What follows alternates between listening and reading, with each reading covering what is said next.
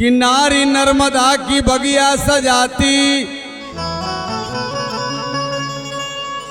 कहीं सोला बन के जलाती है नारी।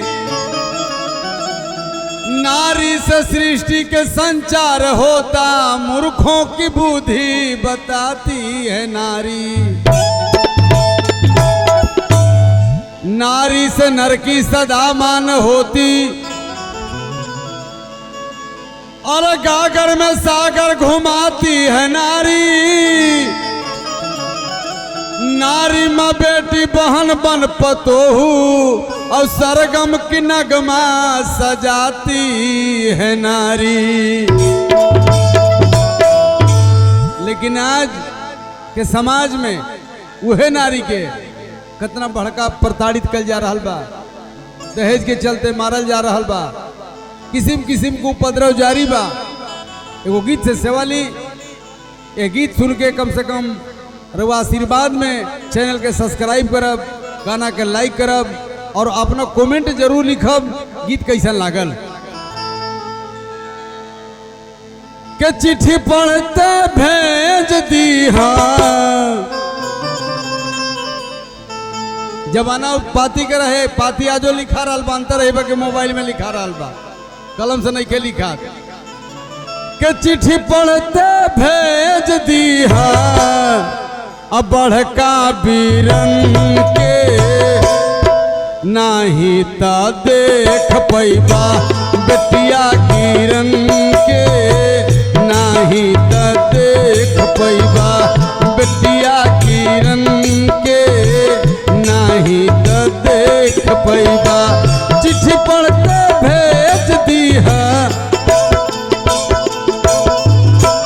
चिट्ठी पढ़ते भेज दी है, बड़का बीरन के नाही ता देख पैबा, बेटिया किरण के नाही ता देख पैबा, बेटिया किरण के नाही ता देख पैबा।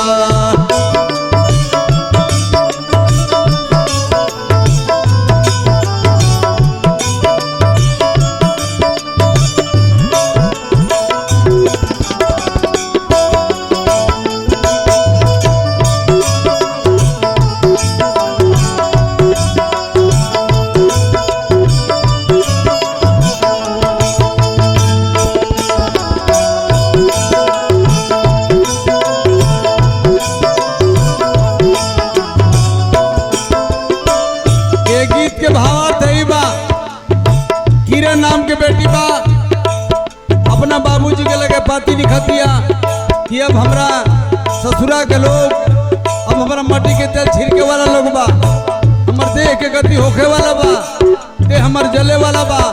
ऐसे बाबूजी अपने ना आइबा तो बड़का भैया के भेज दिया। कितना सुंदर बाबा। दुखवा के आगिया में जरता बदनिया,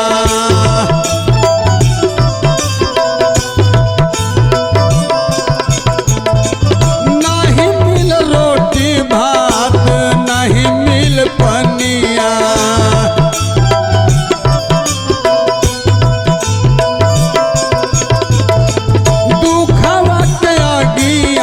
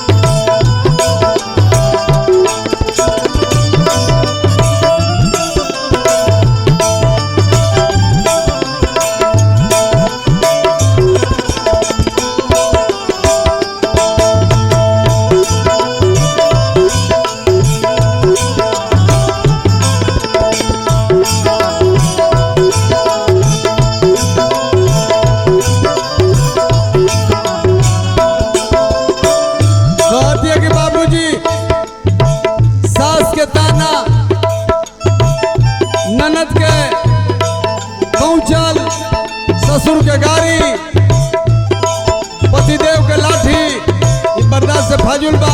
लोग आज अंतिम रात हमरा के करी है, ऐसे भैया के भेजा कितना सुंदर